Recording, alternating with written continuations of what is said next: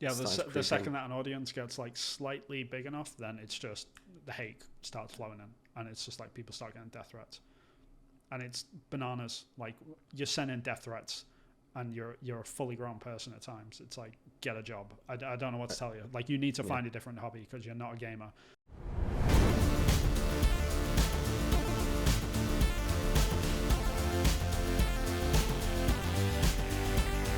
Hey everyone, and welcome to the Polygon Forest. I am Ubisoft concept artist Vin Hill, and I am joined as ever by indie developer, the acrylic pixel himself, Mr. Christopher Jarvis. Thank you. I'm still, all of you, checking in to make sure I'm still okay. Not still okay. I think I've got long COVID. So yeah. I wonder how many people have gotten. I wonder how many people have gotten short COVID. It's just like one day and it's gone. Most. They're like, dope. Oh, that's great. Just cash in. Great. Right? But who are you? Who are you, Vin? Yeah, I already said. I'm Ubisoft concept artist Vin Hill. I already said. See, Chris. COVID brain. Right, COVID brain. Just fog on the brain. I'll be coughing with the mute mic again, so I'll be pressing that. I'll be thumbing the mute button again this week. Apologies if any creep through. Bear with me. It's all good. I guess we should start with the good news, is that we have now officially tipped over 400 subscribers. Yay! Thank you everyone for thank you pushing that button, I guess. Like, I know how hard it was for you. I don't know what to say on these things, but we appreciate it all the same. It's been a bit of a weird year, so we appreciate it. Hopefully here's to another 400 more. Next 400 by the end of the year. Should that be a goal? I mean, it can be. It's one of those things, right? Like, I was talking to Rach about this today. Like, if you set these goals, like, it's really completely out of our hands. All we can do is just carry on doing what we're doing. Like, it's not just gonna just because we said. It's going to change what we do at all, is it? Right, exactly. So, who knows? But that's the attitude. Either way, we appreciate it very much. Thank you very much for joining us every week. If you do every week, you might just drop in every now and then. You might only be watching the E3 stuff. We appreciate it all the same. Sure. Chris, do you want to go over what we're talking about this week? Yeah, so this week we're going to talk about the Unity layoffs that have been happening. The EA multiplayer tweet gaffe. And a couple of instances happening in the games industry of toxic fans demanding release dates and the effect that has across everything. So across media, across the fans, across the developers. We'll talk about that in more detail. Yeah, fans is carrying a lot of weight there, but we'll get around to that. Yeah. Sure. What do you want to start with then? I don't know. Which order did you go in again? I said Unity layoffs first. Let's do that then. Tell me all about it, Chris. What's happening? So if you don't know, Unity is a game engine. It's a great engine. It's free. It's what me and Vin are using to make our indie games. I'm making a game called Focus Find, and Vin is making a game called Long Gone. Wishlist both of them on Steam now. Yes. Lovely plug there. Plug. Plug. And Unity employ a lot of people across the world. And they have laid off roughly about 4% of their workforce. So there's an article that was in Kotaku, but we're looking at the PC Gamer because we don't really like Kotaku. Yeah, we like PC Gamer more. What can we say? Yeah, and I prefer the way it just reads better, less adverts. Yeah, there's no flat like. As a little side here, like, it really, really annoys me when you go into websites that like are predominantly text-based and they have like video ads or like moving pictures and stuff on the sides, because you're just looking at it like I'm literally getting distracted by this. Like, I have to go onto my iPad or something and go into reader mode just so I can read the damn thing. Like, it's no wonder people use ad blocker. Anyway, continue. So yes, with this article that was released, saying about 4% of the workforce, with at least 200 people across the world losing their jobs. The exact number is not known. We think that the layoffs are still happening, but Kotaku calculated that it's roughly 300 to 400 employees. But the thing about what Vin was saying in the pre-show is that employees, especially across the whole world, will fluctuate by hundreds on a monthly basis. So the exact number is really difficult to pinpoint. I mean, because if Unity have come out and said and just announced like, hey, we've had to lay off 4% of our workforce or whatever, then all the other sort of outlets have started to like look at old reports that Unity have put out about how many employees they have, which newsflash to nobody really over the past couple of years, like the fluctuations in the games industry has been vast. Like every single studio has lost a lot of people, and we've gained a lot of people as well. So it's just going up and down month by month. So if you're looking at a quarterly report from even a couple of months ago, like it could be completely wrong numbers. So like if you're estimating like how many full-time workers they've got, which I think they've mentioned here in the PC Gamer website, which is they did have 5,864 full-time workers apparently. And if that's 4% of that, then it's well over 200 people. That number will not be accurate whatsoever. Like these things change all the damn time, so don't take this whole like 200 people, 300 people, 400 people thing seriously. This is literally just them guessing, and it kind of annoys me that the outlets don't actually mention that either. They do mention that they're guessing, but they're not as straightforward about that. Like they're often in the headlines about how many like layoffs they've actually got, like hundreds. Like sure, it probably is hundreds, but it might just be 890 something. It's not actually, it might not be like people are automatically jumping to the conclusion that like they're laying off like 900 people or something. Probably not the case. Regardless, like we don't know the exact number, we just know that it's 4% of the total workforce. Yeah, there's a high turnover, which means there'll be a lot of natural, like organic redundancies, if you like, with people just leaving. So if a company's trying to get rid of a certain number, a certain percentage will just leave naturally for just finding other opportunities, especially if they can see that all their colleagues are getting fired left, right, and centre as well.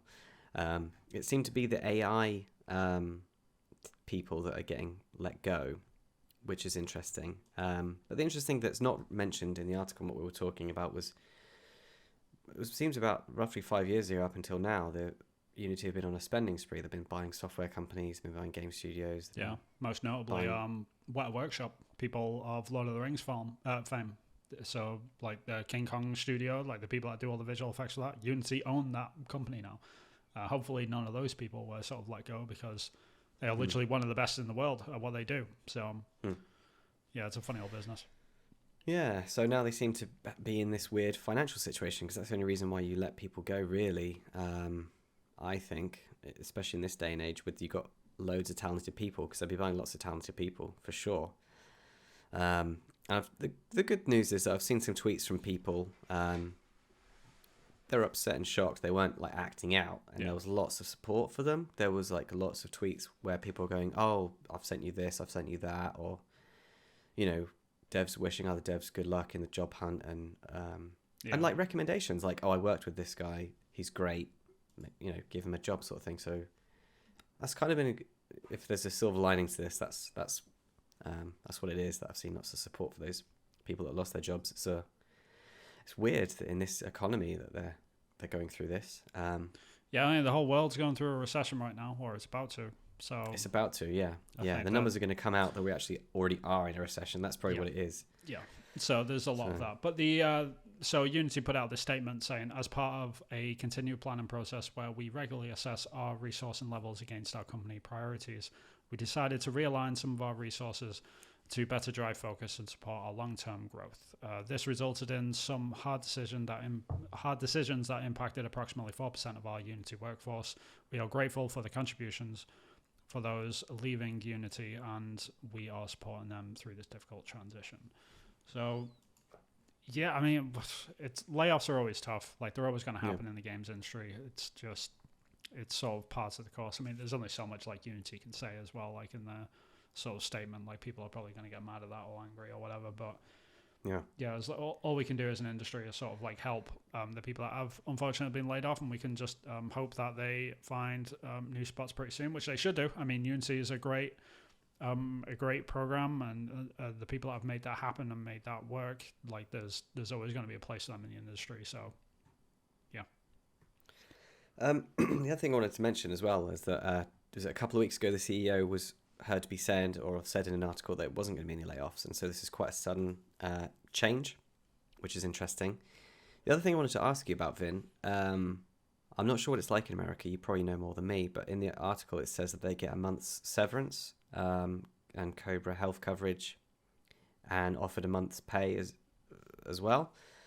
Obviously, in the UK, it's a lot different, where you have set redundancy pay laws. Yeah. based on how long you've worked at the company. So if it's below 2 years, you don't really get anything, but you get, I think it's a week. The bare minimum, at least, is a week for each year of service extra on top of that.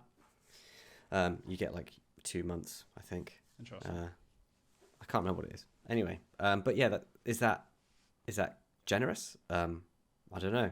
Yeah, God knows. I mean, I've fortunately been in the industry now for, what is it, like 7-8 years. I've yet to be laid off anywhere, which has been like touch wood, you know, like I've not thankfully had to go through this yet, but yeah, it's country by country, right? So every country is different. Yeah. Like just the differences between even Canada and the United States are just vastly different. Like the UK has a lot more of a national level on that sort of stuff, whereas in the US it might be state based, you know. So it really depends where they're based, how many laws are written around this, if at all. Like America is a country that doesn't even have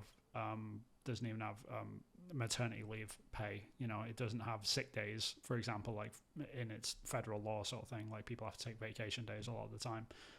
So like to me, like this sounds like a nice deal for America, but like generally speaking, like there's not that many federal laws on this sort of stuff anyway. So anything that they do get is sort of, you know, from the goodness of the hearts of whatever company they're unfortunately departing from. So yeah, it really depends. Yeah, interesting. I'm happy with the UK's stance on employment laws for sure. Yeah, UK does a lot of good things when it comes to employment, like paid vacations and stuff like that. Like the fact that you can take, what's the average in the UK for holidays now?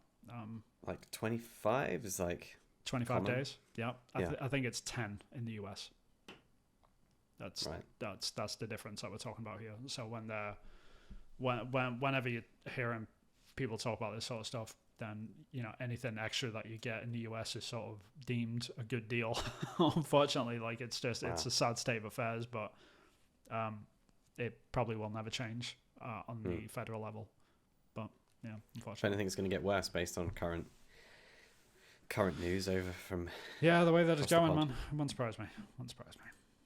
Oh well. So yeah, sad news from Unity. Hopefully they can turn it around and get the company back going, because we both want Unity to succeed. Oh yeah, we're using their platform. Yeah, we sort of need them to. So yeah, please don't fall through or something. And yeah, I also really like Workshop. So yeah.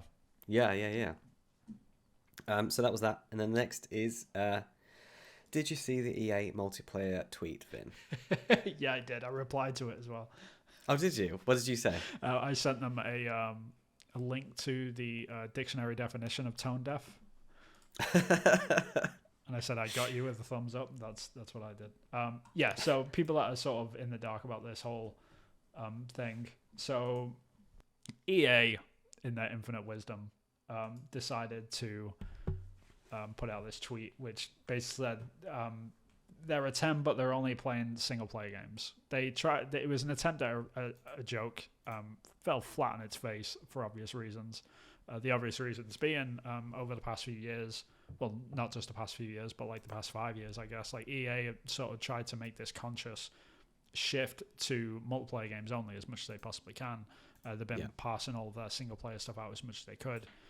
That's sort of changing now. Like they're coming out of that, but unfortunately, like while that was sort of like quietly fixing and amending itself, like they put out this tweet, which, you know, like I get it. Like they were trying to do a stupid joke, like the community managers, like looking at the feuds between, like, I think it's Dairy Queen or whatever it is, or like the US companies that are always like throwing crap at each other, like jokingly sort of thing, and tweets and stuff like that, and they tried to have a go at that, but it just sort of fell flat. It was trying to be playful, but it's like, again, it's a toxic trait to suggest that someone is less because of what sort of games they like, and it's like, it's a bit of fun on one hand, but it's not like people aren't getting upset and hurt, as we'll talk about later, from how people think games should be played or what makes a legitimate game. And it's not like abuse, you know, and hatred is being spouted around on the internet around these subjects. So yeah, it was totally tone deaf. And EA are known for making a great Star Wars game that sequels in the process of being made. Yeah.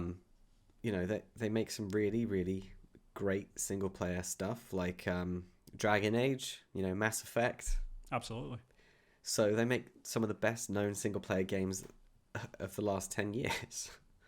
And yet they're tweeting that because, the reason why they're tweeting that, in my opinion, one, the marketing team are obviously need to get their act together because they're being insensitive. But they're trying to push, this multiplayer agenda, this narrative, because that's what's making them the most money right now. I think that's what it boils down to.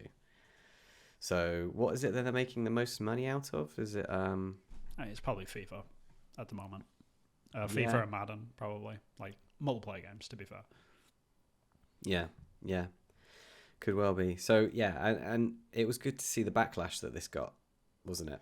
Yeah, it's a funny one because, like, on one hand, like, I'm totally... like, I feel for the people like Vin Hill who, like, actually tweeted at them, like, with a face palm and stuff. And there's, like... Zach Mumbach as well, like putting out these tweets which are just like coming out with the raw reality of this stuff, which is, like people were laid off at EA because they were making single player games and EA were realigning to make more multiplayer games. Like hundreds upon hundreds of developers just let go because of this realignment that they were sort of going through. And then imagine being one of those developers and coming across this tweet. Like, you'd just be like, are you kidding me? Like, that's like, what is happening? Yeah, that was a tweet from Zach Mumbach, who said, this is the company that shut down my studio and laid off hundreds of great developers because we were making a single player game. Yeah. So it's not like it's a funny joke. It's it's serious. Like affecting people's livelihoods, and job security is one of the most stressful things in the whole world, and especially in the games industry. Especially, because like it's kind of shaky ground constantly in the industry. Generally, the bigger the studio you're in, like the more secure you are for the most part. And sometimes you find companies that just have policies completely against like laying off people whatsoever. Like just don't have redundancies. Like I'm fortunate enough to work at one of those companies at the moment. Like Ubisoft just don't lay people off ever, pretty much. Like it's a very, very good thing that they do. But I understand like not every company can do it, but there is like having the element of the reality of layoffs, like as we were talking about in the Unity thing, and then making jokes about it is just sort of like, I don't know, they weren't making direct jokes about like, oh, we laid a load of people off, haha, single player game sort of thing. I know they didn't do that, but they should have had like the sense to realize like that wouldn't have been great to sort of say. But yeah, I just find in my experience that most people don't agree with this, like at all. Like this whole single player versus multiplayer, like sort of argument that they've got going on. There will be, but there'll be a very toxic few. There'll be a toxic few people that think that multiplayer games are legit. They're the people that like that'll be like the young. There'll be young, there'll be young males. There'll be young straight white males. Sure. That play Fortnite. And not all of them, obviously. I'm not tarring everyone with the same brush, but that's the sort of mentality of they think that be their first experience in games, and they think that's legitimate because it's what they like. Because that's what young guys think. Like whatever they think is good is right, and everything else that they don't like is wrong. And single player games would fall into that category, so they will throw shade on people that like single player, campaigns because they'll say, "Oh, get some friends," or get a following, or loner or whatever, because they think that's how they're feeling at that time, that they want community and to play against people and show how good they are against other people and have that competitive edge, which that feeling is fine. The competitive edge is a totally legitimate thing, especially as a younger guy, to have that that competitive streak. But in terms, we're older guys, we know it's all good as long as it's a video game. It's good.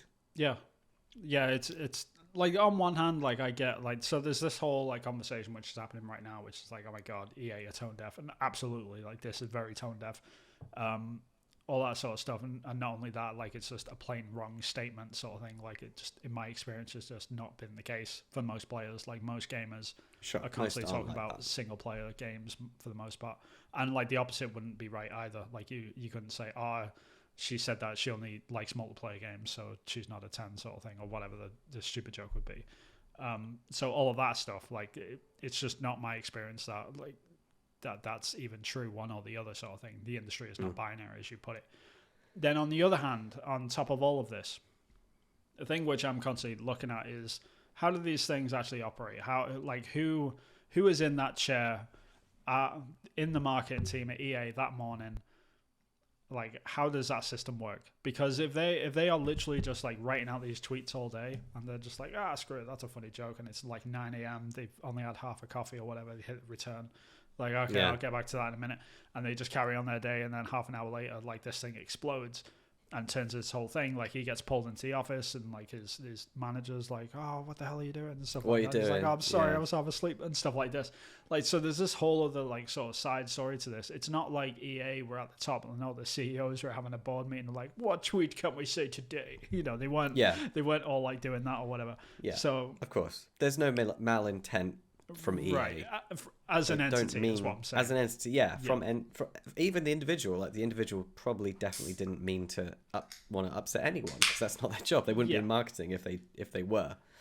But they were trying to get some playful banter. There is some like mindset to this where it's like, okay, EA did this as an entity, and I understand like we do have to do that to a certain extent because like conglomerates and all that sort of stuff, and like the big sort of companies, the AAA studios and all that sort of stuff, you got to sort of lump them all together as one thing rather than individual people that make mistakes in these places that don't necessarily represent the entire studio in any shape or form, or in this case, the entire publisher.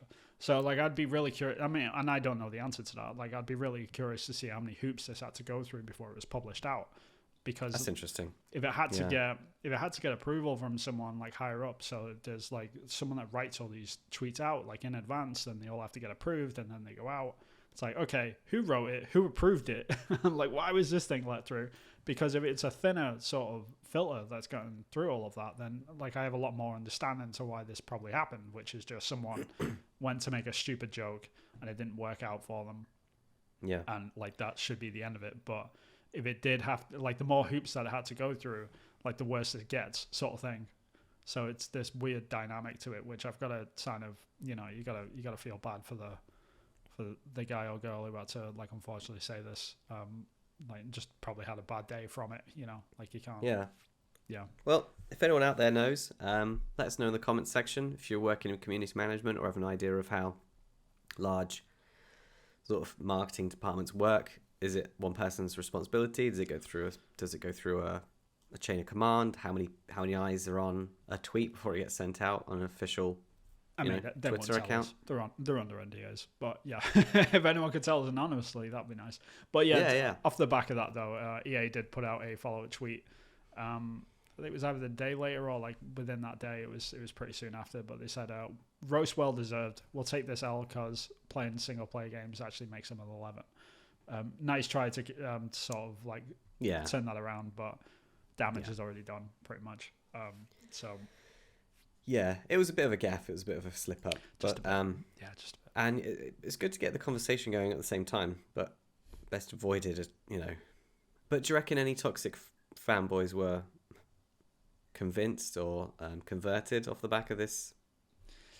Well, there's toxic fanboys everywhere, apparently. So, well, age does that to you, though. You just get old enough, and then you hope you grow out of it. Yeah, but then there's always another line of kids behind them that are doing it as well. So it literally never ends. Yeah, so we need to stamp out the behaviour and let people know that it's not okay, regardless of your age, from day one. Yeah. And this kind of leads us on to our next main story. So yeah, I found this. Well, it comes in two parts. The first part is the God of War is the most well-known game, where toxic fanboys have been hurling abuse at game devs. I don't even know what the actual... I think it was a rumour that there was going to be an update. I think that's what it was. And then the rumour of the update happening led toxic fanboys to surmise that meant that there was going to be a delay coming, another delay coming, and just the fact that there was a rumor that an update was coming and that was probably going to mean a delay, meant that devs got a load of abuse. Yeah, like death threats, vile comments, and just a load of abuse basically from. Yeah, I heard that developers were getting sent pictures of their genitals and stuff. Sony Santa Monica, because of just a rumor. It wasn't even like, none of this wasn't even fact. It was a rumor. And then and then the other thing we can talk about, which is kind of the similar, is that game Hyperchange, which is like a game that's coming to Xbox, where you play like a toy soldier and you're in a toy shop, and it looks a pretty cool game. It looks like when you're in, in Toy Story, when they're in Al's toy barn. It looks like that, but a game of that. It looks very cool, to be fair. Yeah, and the developers were getting a load of abuse, especially the PR guy, because they're working with Xbox to bring the game to Xbox platform, which is really exciting, really cool. Yep. But because there's only 5 devs working on the team, they don't yet have a release date with Xbox. And they're working really closely with Xbox, from what I've heard, but they just don't have a date yet. And that is not a reason to hurl abuse at a developer of a game that you're looking forward to playing on a particular platform. And it really, really upset the whole team, and especially the PR guy. And he posted out some videos where he was really upset, but also really happy about the support he's got off the back of the abuse. So again, it's like a double-edged thing where it's good that he's getting the support, but it's bad that he's getting the abuse in the first place to warrant the support from people.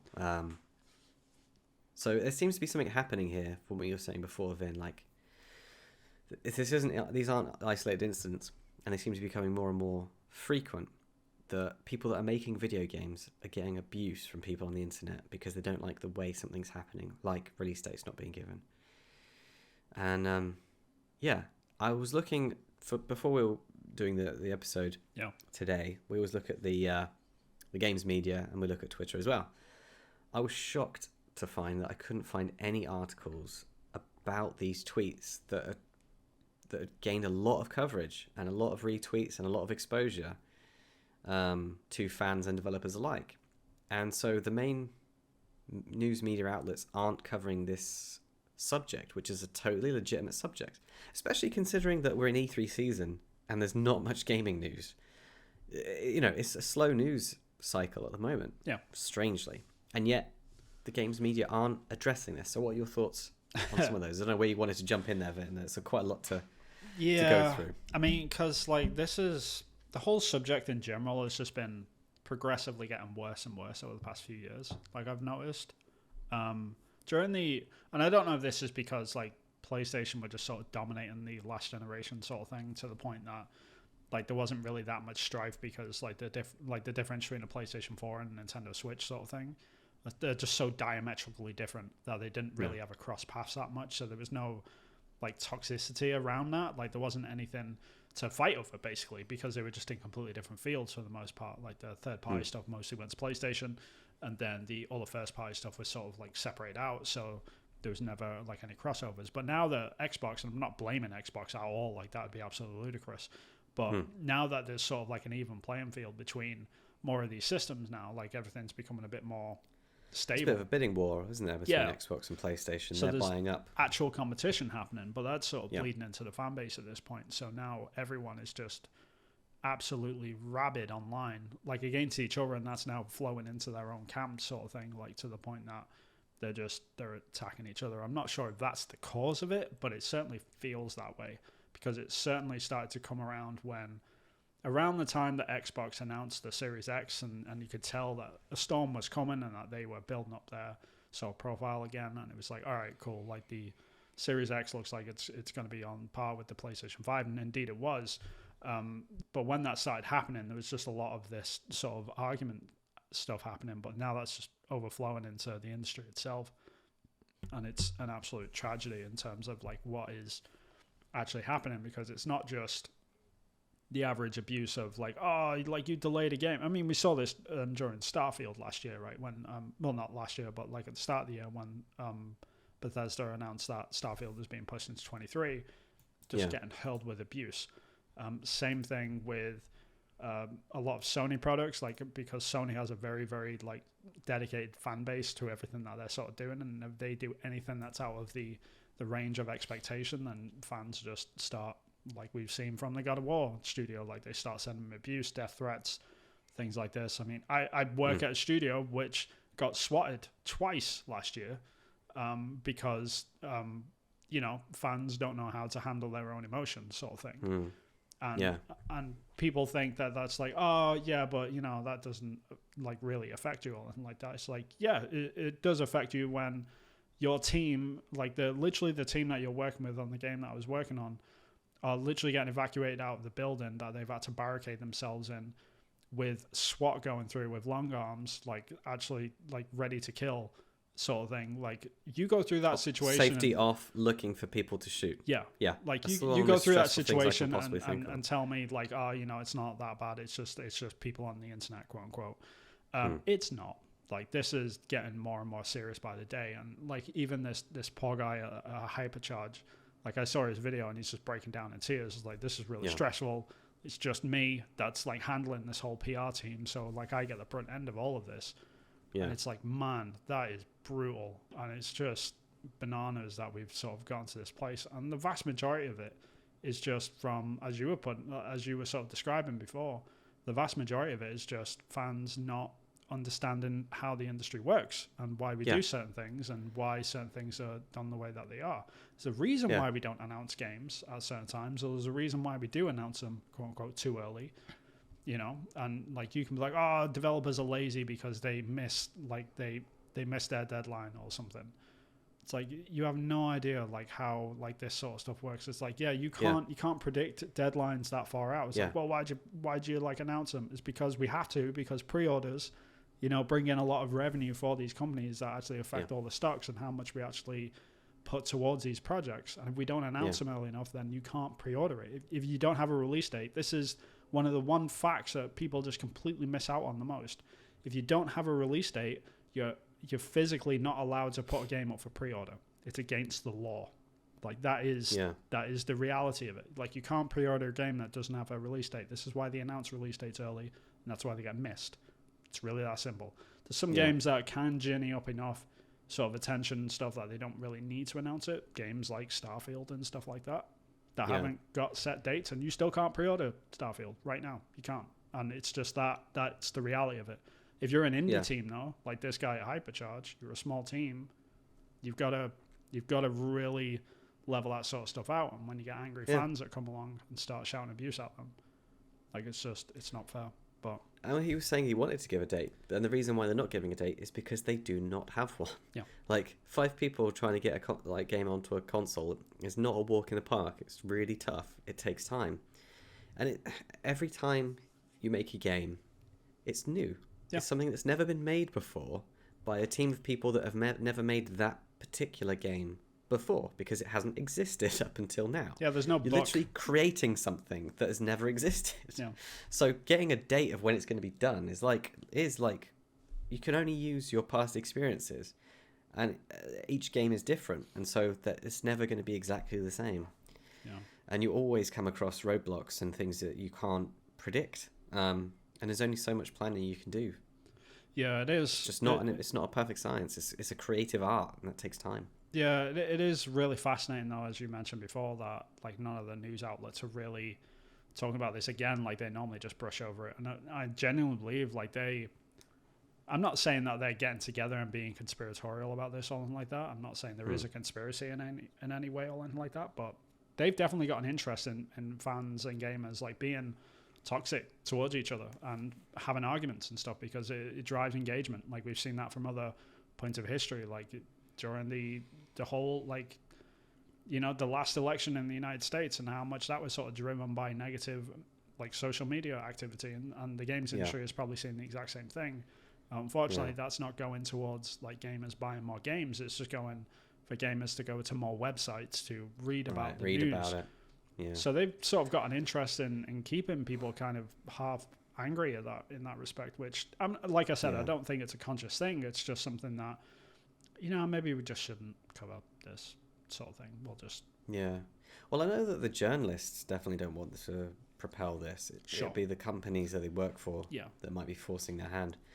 I just wanted to read out the tweets between Cory Barlog and Phil Spencer, because it kind of encapsulates the sentiment, really. Yeah. So Cory's response to this was, don't. The answer is not to find someone to blame or focus hate on. Maybe just pay it forward and treat the people that make the things we love with some human decency and respect. This is not a battle. We are not at war. We're just trying to make and enjoy things together. And then Phil Spencer replied, so well said, Cory. Can't wait to enjoy God of War when it comes out. Thanks to you and the team for amazing work that goes into creating things we love. Thank you. Yeah. God bless Phil Spencer. Yeah. That's what it's about. And this is the thing, like developers at conferences and stuff are just constantly in the ball pit together. Like they're never like, oh, we're not going to go and hang out with the Sony people over there because we're Microsoft. Like that doesn't exist. Like this weird thing that people have got in their heads, that doesn't exist. Like Sucker Punch Studios, Sony Studios, they can literally see the Microsoft studio from their office. This is how close these people are. Do you think that they don't hang out? Changing jobs. Yeah, like jobs come up and go. There'll be people swapping jobs. Constantly. I will say it did work. I mean, my very brief experience, there was definitely a bit of console fanboyish-ism like 10 years ago. Sure.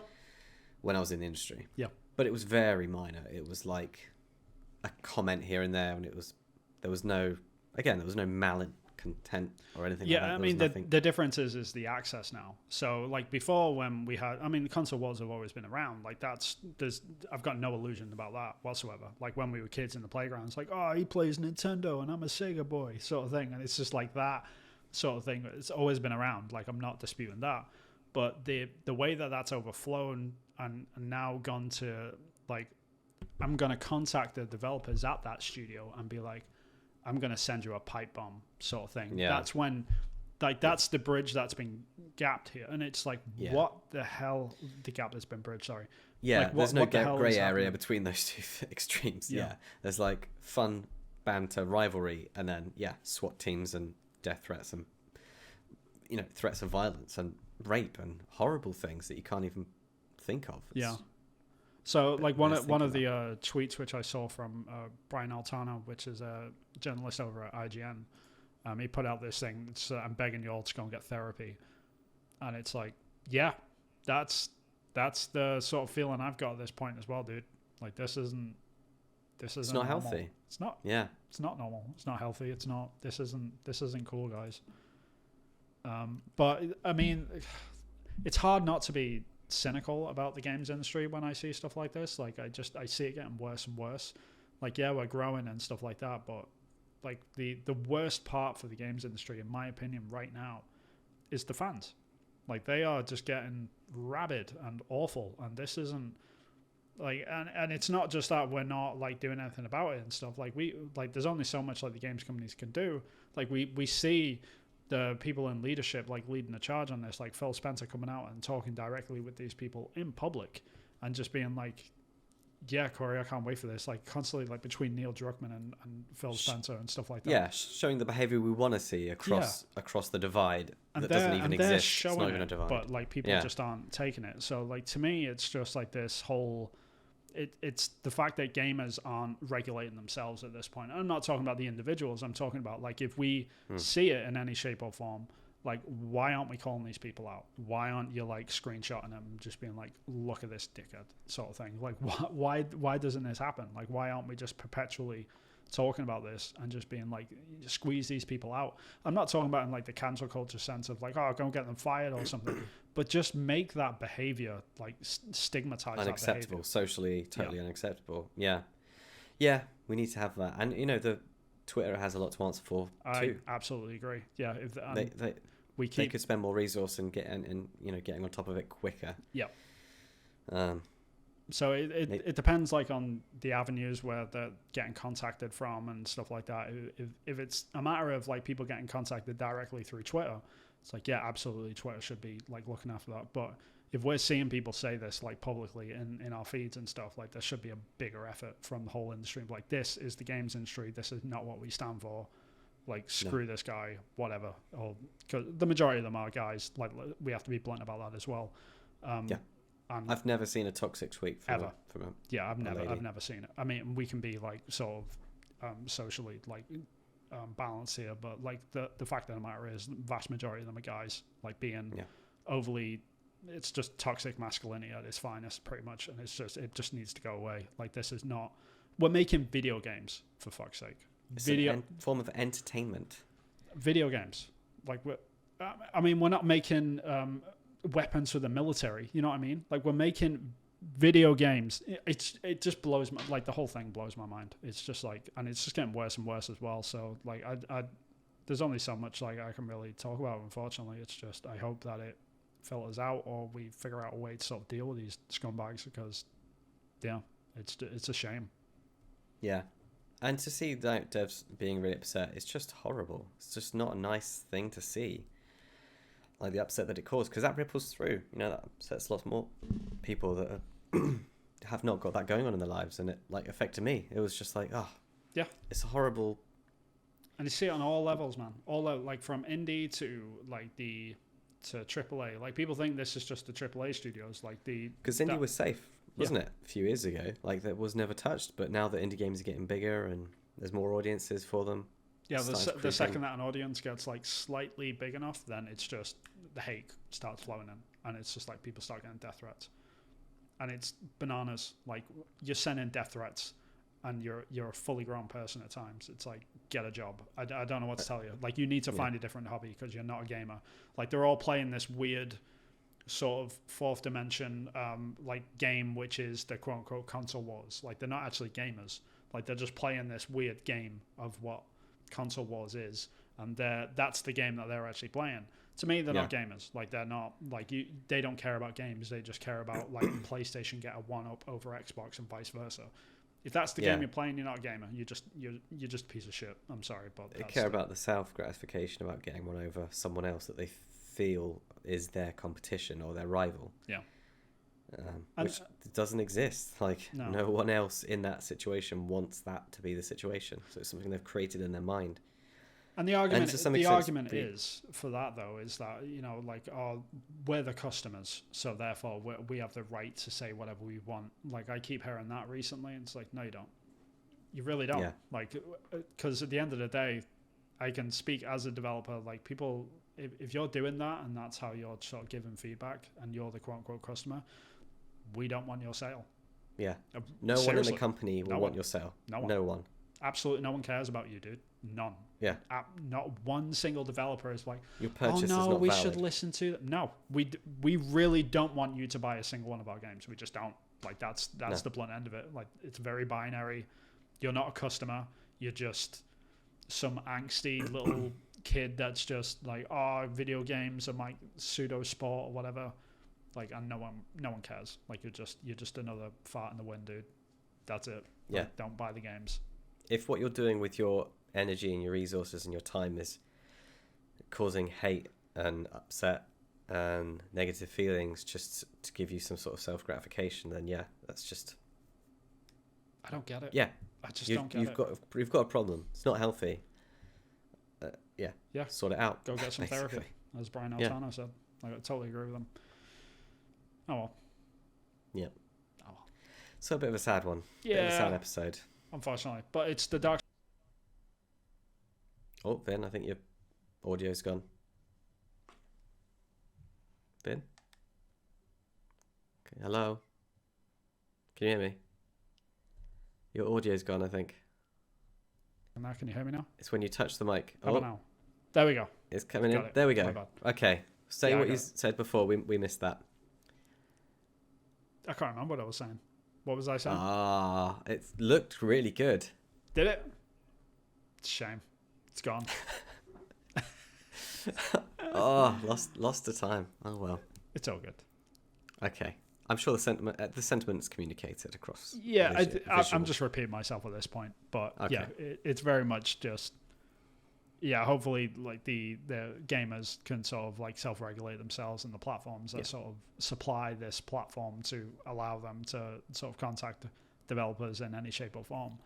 If we can squash them out, then then that'll be the better way of doing it.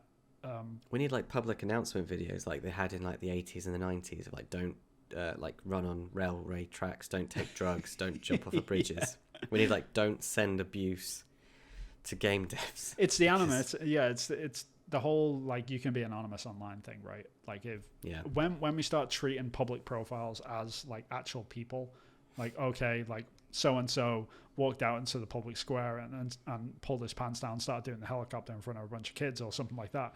Like you can like hold that person accountable if it's real life, but they do the same thing in the digital realm and just nobody cares, right? And it's like this weird sort of disconnect that we've got from reality at the moment when it comes to these sort of people.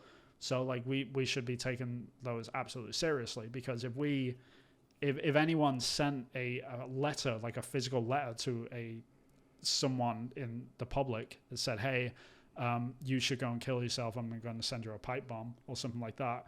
If that happened, like the police would be knocking on their door in 5 minutes. Yeah. But they do it on Twitter or something and nobody cares. Just nobody. Yeah. Like not even Twitter. Yeah. Yeah. Well, we could probably finish up by talking about good stuff. Sure. Your game, you've started to live stream your game dev process. I did one live stream, Chris. I haven't started. It's just one so far, but yeah. So one is all you need. Progress to start. Progress. You can go and check out. Like I'm gonna try and do it at least once a week. I think, like every Saturday. I think that's gonna be my schedule. Just get on for a couple of hours. I'm basically just gonna be live streaming what I'm working on at that time. So yesterday I live streamed pixel art. That was it. I was just working on pixel art animation. So yeah, maybe next week I'll be coding or something like that. But yeah, who knows? I got 9 followers. Good. 9 followers, and how many wish lists now? 750, I think it is altogether. 750. That shot up even from last time I checked. Yeah, it keeps going up. It's great. Like I really appreciate all the support from everyone. It's bizarre to me, like at this point, which like the difference between 300 and 5,000, as they say, isn't really that big of a difference, like in terms of like the overall outcome from Steam. But it's still really cool to see like people that are really into this idea. So yeah. It's very cool. Good stuff. I'm happy with my 50. 50 is nothing to more scoff than I at, was man. expecting. Yeah, it's nothing to scoff at. Like happy with that. I've seen a lot of people with a load of games that have just been like, yeah, I got 20 wish list after a year, finally, sort of thing. And it's like, Jesus, okay, cool. So like, and there's so many good games. Wish list is great. It's not a measure of a good game by any means. So yeah. Yeah, I mean, we've both seen like both ends of that as well. You get people that just have no wish list, so they just like post it, they finished it, and it explodes, and then you get other people that just don't like, that have like thousands of wish lists and then nobody buys it, sort of thing. So it's like it's a weird metric to sort of think about either way. Or it never gets played. No. Or made, or sometimes it doesn't come out depending on how many wish lists you have. So it's not a guaranteed success, but. Yeah, it's good to see that. What have you been playing, if anything, Vin? What have I been playing? I don't know. What have you been playing first? Let me think about it. More Horizon Forbidden West. And, really? You're still playing this thing? Yeah. There was a GDC talk. I only caught literally the title, and it was like how to keep your audience engaged with like getting visual fatigue. It was like how to stop visual fatigue. I think I've got visual fatigue with it. Like I just want it over. Like the talk, there's too much talking. I'm right near the end and it feels like the big crescendo, but it's just too padded out for me to be able to enjoy it. Like the moments aren't quick enough because I want to do all the dialogue options, because I'm one of those people that loves dialogue options, and I want to feel like I've got everything that the writers wanted to portray. But a lot of it is very much samey. Like there's nothing different they're saying the same thing, really well written, just in different ways. But maybe, I don't know, maybe it's just I'm aware of it because I'm like dabbled in games writing, and I'm like, that's what I think about. I don't know if I'm overthinking it and I'm not enjoying it, because I play games critically, like try to get, how do they make that, how do they do that, what can I lift from here and there. But yeah, at the minute, I'm just not enjoying it. It could be because I'm just totally riddled with COVID, and it's difficult for me to enjoy video games. That's fair. It takes a lot of effort. Yeah. But yeah, it's getting to the end, and it's just long-winded and drawn out. Yeah, I kind of get the impression that Forbidden West is sort of like tried to be too many things at once, sort of thing. Like that's the impression that I get. Like it wants to be an RPG, it wants to be an action adventure game, it wants to be a Metroidvania. Like it doesn't really know what it wants to be anymore. Like it's sort of lost its way in that respect. It's not like Ghost of Tsushima. Like I'm really worried about Ghost of Tsushima 2 now. Because, like I'm worried that they're going to get it as well. Yeah, I don't, because that's one of the best things about Ghost of Tsushima and Horizon Zero Dawn. Yeah, is their succinctness. Like it knows what it wants to be. What was on the plate was plenty. Yeah, and it wasn't a big meal, but it was better than if you have a lot. No one wants to eat a whole chocolate cake. Sure. Yeah. A slice of chocolate cake is better than a whole chocolate cake. Yeah, I agree. Or a cake that's got like 9 different flavors in every slice, and you're just there with a spoon going through it, and you're just like, oh Jesus, this is getting a bit heavy. Yeah, I don't even know what it is. Yeah, and it's just turned into this weird thing.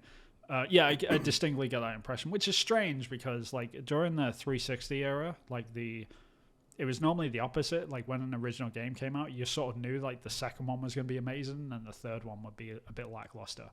Usually the case, like in every single series, like it's really strange. Like go and look at all of them. Like there's only like a few cases where they actually get better, like in the third one. But like things like Dead Space and Gears of War, things like this, like they all suffer from this whole sequel issue, which is like the first one's good, second one's amazing, third one's okay, and then it either dies or goes on. Uncharted, same thing, right? So like Uncharted 1 was good, Uncharted 2 was amazing, second one was great, third one was it's probably the weakest one. So like we see this thing, but now like the opposite started to happen where like we're getting coming out these of the gate smashing it, amazing first games, and then the second, like the sequels are just like this is, like we sort of skipped that first step now.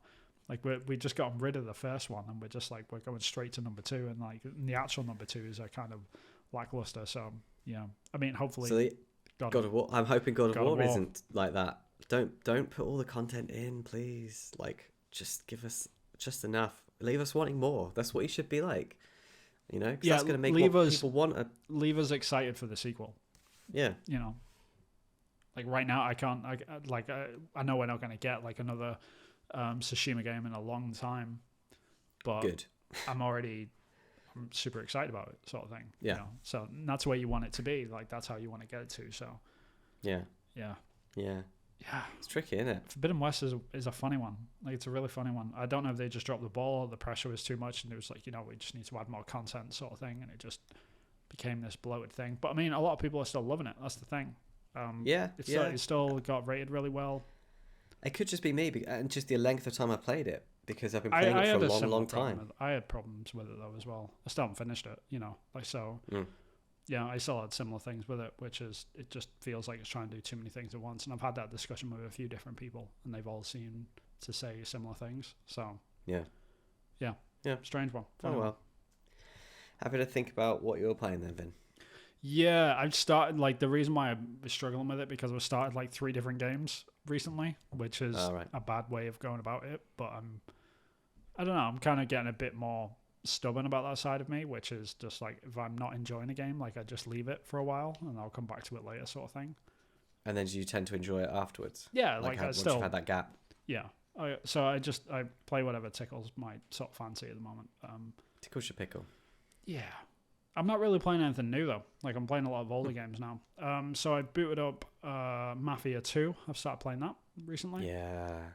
So again, a game where the second one's brilliant. Yeah, the first game is really good. Like the first game's great. I don't know if you played the definitive edition, like the newer version. Oh, I've not played the definitive edition. Just back in the old days. So I've just got rose tinted glasses and remember it being amazing. You should play the definitive edition. It was really good. Like it caught me by surprise. I was just like, because I'd never played any of the Mafia games because I knew that they were sort of not continuations, like the same characters on like that, but I knew there was going to be some like timeline, which I really liked.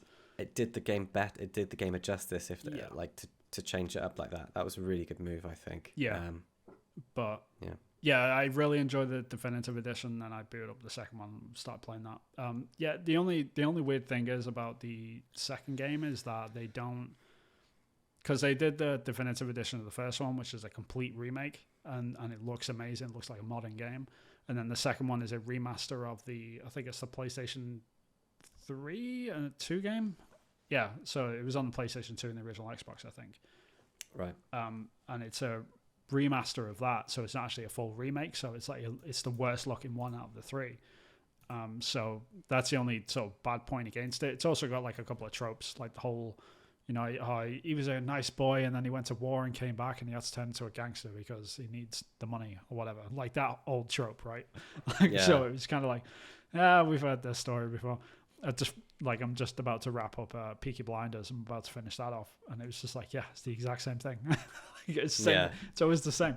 So like this, I'm kind of getting my head around that side of it. But yeah, great game so far. I'm only a few hours into it, but I'm really enjoying it.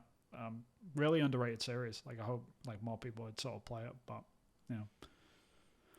I guess people in the modern day era need a motivation as to why someone will become a gangster, other than money.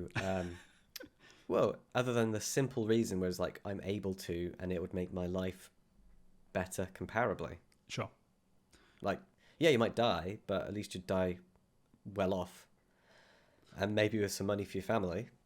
Whereas if you were straight, you could just live in poverty and die in poverty in a similar sort of time frame. Yeah, I would just like to see. I would like to see a gangster film, show, whatever, like where that trope doesn't happen, where they go off to war and come back and they're broke and they need the money or whatever. Like if we can like start it where like the gangster's like 5 years old and he's like beating the crap out of like some kid on the playground. It's like, all right, that's where it started, sort of thing. And like I would understand like a little bit more.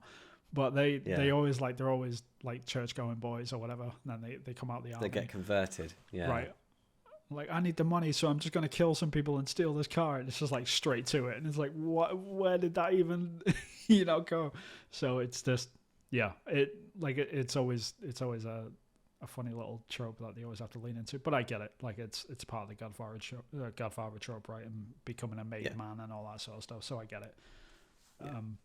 But yeah, other than Mafia, I was playing.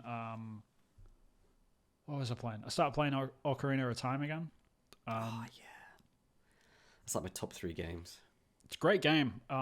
But like the last time I played it was probably when I was about 19 or something, I guess. And the rose tinted glasses are very thick on that game. The textures are poor. It's a rough game to play in 2022.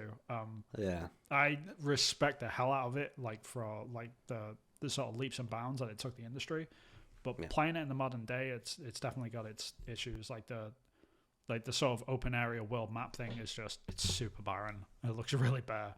It's not. And traveling from one place to the other, they didn't have quick travel. No, it wasn't invented then. Yeah, it's just not great. But I mean, I'm gonna plow through it and finish it off again because I am enjoying it at parts. Like when it gets into it, it's like, oh yeah, this is why Ocarina of Time is great. But it's nothing compared to like Link to the Past or whatever. Like you play that on the Super Nintendo or the SNES, and it's just that game holds up today. Like it's still amazing. Like you can play that game and still enjoy it. Like it's got the same sense of adventure and discoverability and stuff. Whereas like you really have to use your imagination with Ocarina of Time, just with the way that it looks. Unfortunately, it's just like the passage of time has not been friendly to N64 games. So that's the only sort of negative side to it. But yeah, and I think I mentioned this in last week's episode as well, but I started playing Metal Gear Solid 2. I'm plowing through those at the moment. I finished the first one, now on the second one. Second one is, I think it's actually my least favorite Metal Gear Solid game. Really? So I'm sort of I would have thought that'd be 3. No, I enjoyed I think I enjoyed 2 more like when it originally came out, but the older I get, like the more batshit bananas that game is. Like it's just and not in a good way. Like if you read the story, like read a synopsis of Metal Gear Solid 2, like if you finished the game obviously, and you're just like, oh yeah, this was completely ludicrous. Like this whole thing was insane. Like none of it really made any sense. And it's just like it still hurts my brain when I think about it, and while I'm playing it I'm just like, oh my god, the voice acting's really bad, and who is Rose, and like, why do I care about Raiden, and just like, why is he naked? Okay, and why is he doing cartwheels, holding his balls? And it's just like this whole rigmarole of a story that you're going through. It's like, cool. Because it's made in Japan. Then. Sure, that's not a good enough reason these days. But yeah, it's just, compared to like Metal Gear Solid 3, 4, and 5, it just very inferior. I still think, yeah, I couldn't even, like, Metal Gear Solid 1 is still the best by far. Yeah. Still. Yeah, it towed that line really, really well. That was like, gold. I think we totally do someone could... we need I don't know whether on any like mods or anything, or like remakes from like fans and things. I think it's just such a good blueprint for great video game. Yeah, they remade it on the GameCube, like in 2003, I want to say 2002 maybe. And that's like, it's the same graphics as like Metal Gear Solid 2, I guess, like, because it was just the next generation. They made a remake called Twin Snakes. And it looks great. It looks fine. But the problem is like, if you boot up your PlayStation 5, which PlayStation has all the rights to all of these Metal Gear Solid games for the most part, I think Phantom Pain is the only one that doesn't. All the other Metal Gear Solid games, so Metal Gear Solid 1, 2, 3, and 4, are all like not on the PlayStation 5 at all. They don't exist on that console right now. And it's like, why? Why can't I? Why? Like, I don't get it. Like, it blows my mind. Like, this is a defining IP of the games industry, and it is not available to play. Like, it baffles me. Like, I have to, like, I've had to plug in my PlayStation 3 to play through Metal Gear Solid 2 at the moment, because they even removed it from our PlayStation Now. Like, it's gone. It's not on there anymore. They took it off when they revamped the PlayStation Plus thing. So, very strange, but very strange. Hopefully, it's the sign that they are doing something with it, and they're going to bring it all back in one big package and do a remake of the first game, and it's all going to come together or something like that. That'd be great. That'd be awesome. Hopefully. I think we're due. We're very much surely. Due. Yeah. I mean, if there's any game series that deserves respect and deserves to constantly be remade and constantly be around, it's Metal Gear Solid, I believe. And be shown to new audiences, new generations, that you know, to say, look, this is the good old stuff. Like, you know. Yeah. It's like, you could say Metal Gear is like the Citizen Kane of video games. I would argue that's true. I mean, it was probably the first game that was quote unquote cinematic. You know what I mean? Yeah. And the story was just brilliant, especially. It's still good. Yeah. Yeah. I replayed through it on the PlayStation Classic like a year ago. And the voice acting as well. So good. Yeah. I mean, it's cheesy as hell. Like, it's got a very thick layer of cheese. But it knows what it is, though, and it nails it. Exactly. It knows exactly what it is, and it's just like 1990s movie cheese, and it's great. It's so good, and it's like, we need more stuff like this. So yeah, I don't know. Hopefully, we'll get a remake or something at some point. But yeah. Anyway, yeah, we should wrap this thing up. It's been an hour on the dot. Well done, us. We're getting better at this whole timing thing. If you do appreciate our timing, then please give us a like and subscribe. That'd be really, really cool. Like I mentioned, we're at 400 subscribers now, which is awesome. Woohoo! I think it was like 402 at least last time I checked. 402. Check us out. Like, well, that's even better than 400, I would argue. Slightly. Yeah, slightly. Just maybe one or two. Anyway, yeah. If you did like this episode, then please like and subscribe, like I mentioned. You can find us on any of your favorite podcast services, such as iTunes, Google Podcasts, Spotify. We're also on Anchor as well, so we're all over the internet. Just go to your favorite podcast service and type in Polygon Forest. I'm sure we will appear at some point. Next week, I should say, probably pretty soon, we're probably going to be going around to do a indie dev roundtable with our good friend Sam Webster to sort of catch up on our indie games. So if you are interested in that, then please subscribe to us on YouTube, because that's the only place that we actually put it. Where we do. You just got to look at it. You got to look at it. Got to look at it. You got to see our faces being ridiculous as we show off our games. But yeah, that's all the plugs to the platform. Chris, where can people find you individually, sir? Individually, I'm on Twitter at Acrylic Pixel. I'm Acrylic Pixel on Instagram, and I'm Acrylic Pixel on YouTube. And if you wanted to support making of Focus Find, then I have a Patreon page, and if you wanted to wishlist Focus Find, then you can go on Steam and search for Focus Find. Where can we find your social media places, Vin? Yes, you can find me on Twitter. I am at Hillfort Games. Same on Twitch now, I guess. Like, you can go and find me on there, so you can be notified when I do go live, if I ever do again. Like, who knows? We'll see.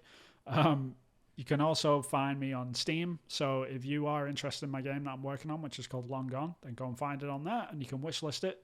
Really appreciate it if you could, because wishlist makes solo devs really happy. I'll keep saying it because it's true. And also you can find my concept art and art station, which is Vin Hill Art, if you're into that sort of stuff. But if not, then just stick here. We'll be here every week talking about video games and other nonsense which comes to our mind. But until then, we'll catch you guys next time. Bye-bye. Bye. It's never perfect, but it's good. It's perfect. It's not perfect. It's not perfect.